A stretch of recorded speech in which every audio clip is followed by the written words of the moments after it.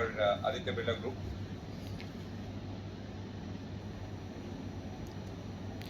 Thank you, Govind, and thanks to Arvind, Sudhir, Tyagarajan, my old friend. Um, you know, the pandemic has shown literally how a single event, a black swan Thomas, event. I think you're frozen. So what we'll do is let's circle back and see if we can get you back on the link. Okay, you're back. Go ahead. Thomas, you're on a very weak internet connection. Yeah. Go ahead.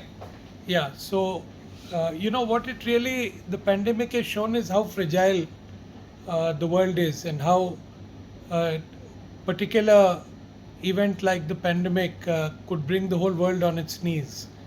Um, the impact, as one of my fellow panelists said, Kashmira, has been almost uniform around the world.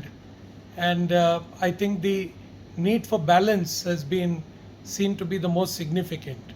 Um, I think our experience through this pandemic has been literally, uh, first and foremost, moving from the physical world to working in the virtual world.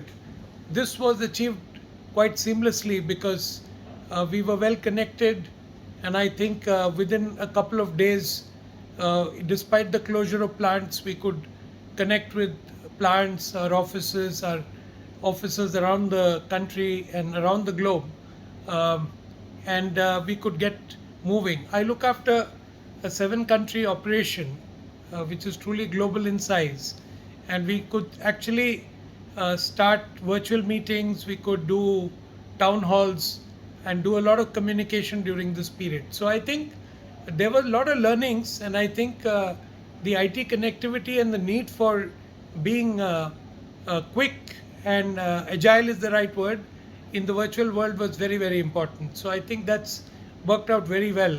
Um, Coming to what it really means, I think the economy has suffered a major blow.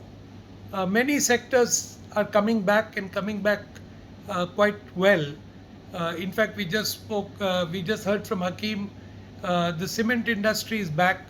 Utilizations may be still not very high, but the at least the demand is there. Infrastructure spends are happening, and we heard earlier the MIDC CEO talking about the enormous amount of investment that's happening in infrastructure. Coming to really where we stand and what Maharashtra should do, uh, there is a big challenge going ahead. The supply chains have got disrupted, and despite the fact that lockdowns were lifted almost 5 6 months ago in a phased manner, the supply chain is still not fully restored. I work in the textile industry, which is highly fragmented, comprises of a lot of unorganized sector clusters, and these have been uh, literally, debilitated during the course of this last 10 to 12 months of low demand and closure. I think, uh, and it's not specific to Maharashtra, I think the support from the government of India has been very, very limited. Uh, this is my personal view because I manage operations in Europe and Southeast Asia, and the support governments have given in those countries have been enormous, particularly in Europe, where the governments have even picked up 75% of the tab of private industry enterprises, and it's pretty amazing the kind of support that has been forthcoming from respective governments. However, what we really need to worry, and particularly it's a big worry for me in my industry, is that the decentralized sector consists of SMEs, the small and medium enterprises. And I think the small and medium enterprises have been hit very badly. And I think despite all the RBI, supports and SOPs which were announced, many people do not really have access to ease of funding and ease of, um, basically any kind of waiver or any kind of moratorium on payments of interest.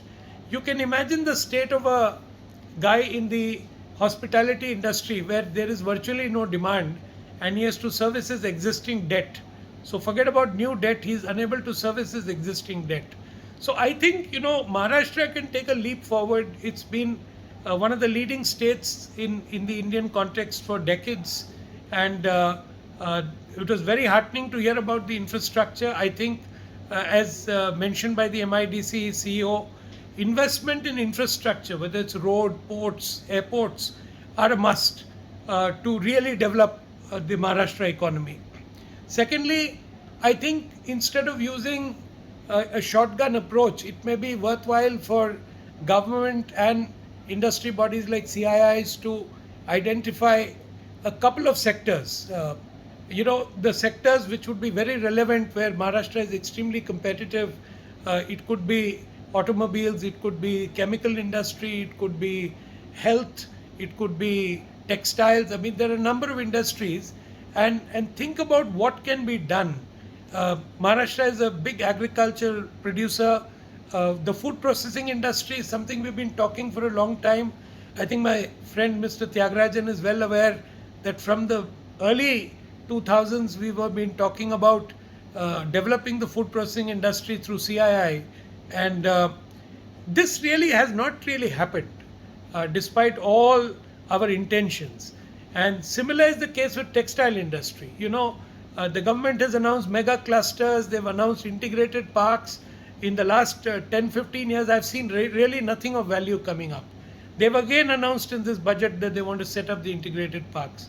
So I think a good start for Maharashtra would be to look at some specific segments, look at creating world-class infrastructure, which would really help the not just the large industries, but primarily the small and medium enterprises who, with their agility, with their enterprise, and with speed, can really move ahead and capture a lot of the global opportunities.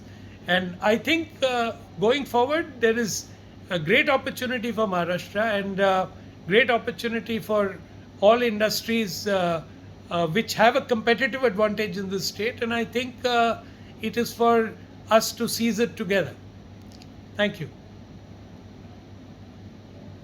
Thanks, Thomas. Let me get back a quick question to you. So, is there anything that's changed in the competitiveness? You did talk about government support to companies in Europe and Southeast Asia. So, I'm assuming more of financial support. Is there anything that's changed in terms of competitiveness which could either help us or maybe puts us at a further disadvantage as you look ahead? Yeah, so two things. One is the support has been financial in terms of picking up the tabs for the costs. And they have also given a lot of facilitation in terms of imports and export regimes during this period. But when you look at what has been the learning for us, I think the learning for us has been that everyone has realized that the most important thing to do in a period like the pandemic, when demand virtually collapsed, is to manage cash. And I think a lot of people did it. I think Hakim was an exception, where he said that we actually went and did a major acquisition and spent a lot of money. But if you look at most industrialists and most big industries in India, they were extremely conservative and they were conserving cash. Then the second thing which happened, which answers your question in a way, Govindraj, is that competitiveness comes from your cost structure, really, at the end of the day, and the factor cost of production. And I think a lot of us have worked in the last 10 to 12 months to actually clip down our cost and take out a lot of costs which earlier we felt were not possible to do. But I think what we have seen, and I've seen it across the Aditya Birla Group, virtually every businesses of ours have been able to take out massive amount of costs out of the system. And I think this, to my mind, is a sustainable advantage, and it will give us definitely a great advantage going ahead in terms of our competitiveness in the global market. Anyway, India is extremely competitive when it comes to labor costs and power. I mean, people really don't know what the levels are. If you're talking of $250, $300 for an Indian worker compared to a Chinese worker of $700, $800, or a European worker of 1,500 euros, or let's say a Thailand. I run operations in Thailand of $450, whether it's in Thailand or in Indonesia. The only countries which really beat us on this at the moment is Vietnam and Africa. I think other than Vietnam and Africa and probably some other stray countries, but the ones which are really on the move in terms of manufacturing, building a manufacturing base for global operations is Vietnam and Africa and parts of Africa. Maybe Burma may also, Myanmar may also develop over time, but it's too early there. But India will do well because I think a lot of industries have clipped a lot of costs and they have learned to manage their working capitals very, very well because of the pandemic and the fact that the revenue streams were completely hit during this period. Right, and when you talk about supply chains, and you did say that you have a global supply chain and a domestic supply chain. So are you at an advantage being in Maharashtra, and has this pandemic shown or thrown fresh light on how you could reorient, if at all, your supply chains as you go forward? For instance, would it make more sense to be in this state, since we are talking from this state's vantage point right now, or essentially what I'm asking is, are you looking at, or has there been any shift in the way supply chains are oriented? And I've got to pose that question to other panelists as well. Yeah, so let me give you a quick answer to this. I did an acquisition of a Turkish textile plant in Kolhapur just before the pandemic hit, just about few months before that. And our intention of acquiring an asset in Maharashtra was primarily driven by what you said, that we are close to the textile clusters, we are close to the supply base of cotton, though we use, of course, extremely fine varieties of cotton which may not be grown in Maharashtra. So yes, I think being in Maharashtra is strategically important. There was a time I used to work for a company which had a base in Nagpur, in Butibori, which was referred to by the CEO of MIDC. We thought we were at the center of the country and we thought we had a logistic advantage.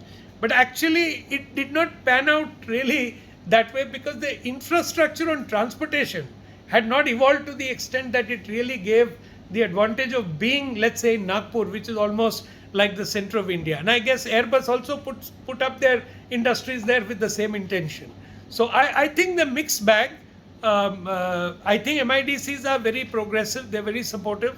But I think, like one of my colleagues, Hakeem, mentioned, ease of doing business, a lot of it is on paper. In reality, when you actually go and struggle with the various government authorities, it is an uphill task to get approvals and to get, that's a reality.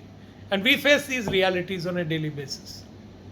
Okay. So I hope I've answered your question, Govindraj. Thank you. Yeah, elaborately.